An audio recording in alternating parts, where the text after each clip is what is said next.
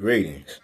Over the past year, as we have been entrenched in this lineage-based fight for reparations here in California, I've thought about something our brother Monty, known as Him Again on social media, told us back in 2011. Monty blew us away when he said, the previous 30 generations, it took over 1 billion people to create us. Meaning, the generation before us, we each have 2 biological parents. 2 generations before us, we each have 4 biological grandparents. 3 generations before us, we each have 8 biological great-grandparents. 4 generations before us, we have 16 biological great-great-grandparents. 5 generations before us, we have 32 biological foreparents or ancestors who it took to create us.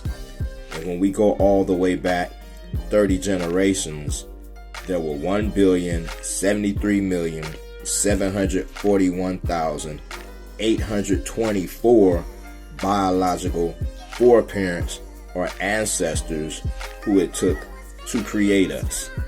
In some of those relations, we know there were interracial relationships that went into creating us, which draws our lineage into different directions. We also know there was the potential for ancestral relations, meaning parent and child, siblings, and even cousins, which will have some of these numbers adjusted through the different generations when that occurred. So in relation to our fight for lineage-based reparations, first I want to look at the number of generations post-emancipation. For me, that's about 5 generations. The first generation with 2 parents, second generation, 4 grandparents, third generation, 8 great-grandparents, fourth generation, 16 great-great-grandparents, and fifth generation back, 32 foreparents. In total, that's about 62 foreparents I've had since the emancipation of slavery. Now, in my case specifically, I know around the 4th generation back on my father's side of the family, I have a great-great-grandmother who was raped by what we believe was an Italian man. And on my mom's side, I have a great-great-grandmother who was white and had a daughter with a black man. So, of the 16 great-great-grandparents, 1 on both sides was white. So that's 2 out of 16, meaning I'm 1/8 a descendant of white people. The other 7/8 of my ancestors were a combination of both black people who were indigenous to what we now call the Americas and ancestors who were kidnapped from Africa and put into the transatlantic slave trade and brought here to America. Lastly, I want to look at the potential number of generations and of our foreparents who experienced U.S. chattel slavery. There are a number of scholars who suggest U.S. chattel slavery lasted at least 12 generations. I will look starting from the 5th generation before me. I had included them in the post-emancipation generations, but because we do not have birth records for all 32 of those foreparents in the 5th generation before me, I know some of them potentially were born in slavery and may have experienced slavery. So from the 5th previous generation before me to the 17th previous generation before me, there were 262,112 people who went into the creation of me. And again, at least 1/8 of that number was Caucasian. That would leave potentially close to 200 and 30-some thousand of my ancestors who experienced U.S. chattel slavery. So when we look at numbers like this and we talk about reparations, we know we would be in a much better position today had all of those ancestors received payment for their labor. In addition, that's not counting how many siblings all of these ancestors had and the potential wealth those families could have accumulated.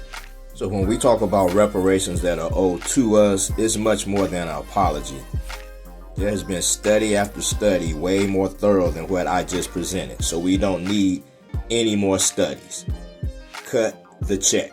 Everyone has two parents, a mother and a father, and you honor your parents, but you also have grandparents, great-grandparents, great-great-grandparents, great-great-great-great-grandparents. So you don't dismiss your other ancestors and focus only on your parents or those family members that you know. A wise person would avail themselves of all the ancestral knowledge that is a part of their DNA. That's wisdom, right?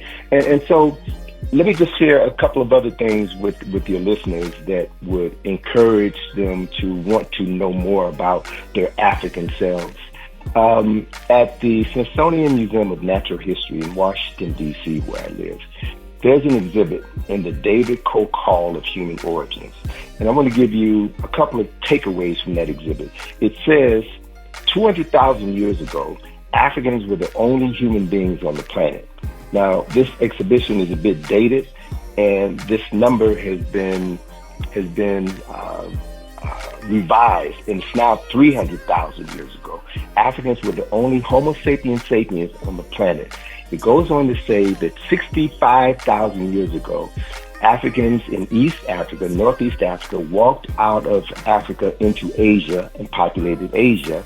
And then 40,000 years ago, another group of these same Africans walked out of Northeast Africa and populated Western Asia, the landmass that we now call Europe. What this basic information means is that the first human beings in Asia were African. The first human beings in Europe were African. So the world was populated by African people, which means on a very basic and fundamental level that there is no such thing as race. Race is a false construct that was created by races in order to divide humanity by color. There's only one race, as John Jackson says in the Introduction to African Civilization. There's only one race, the human race, which had its origins in Africa. But as Africans moved to various parts of the world, and over a period of tens of thousands of years, they adapted to their environment, and through the process of speciation, they became the so-called races that now populate the planet. But in every single person on this planet, they still retain the mitochondrial DNA, that DNA that was passed along by our mothers. That DNA has been traced back to a group of women who are still living in Africa today. This is important information. It's empowering information. And when you understand that African historical, cultural, and genetic memory goes back at least 300,000 years, it's important. It's valuable to me. Another important caveat is that about 15 years ago, geneticists identified when African genes in Europe mutated and Africans became the people now classified as Caucasians. That mutation occurred 7,000 to 8,000 years ago. All right, put a pin in that for a minute. So if African people have been on the planet for 300,000 years, and the people who have controlled the world for the last 2,000 years have only been here for 8,000 years, it means that people of African ancestry have a 292,000 year head start. Shouldn't you want to know more about what was happening before our world was turned upside down? It just makes good common sense.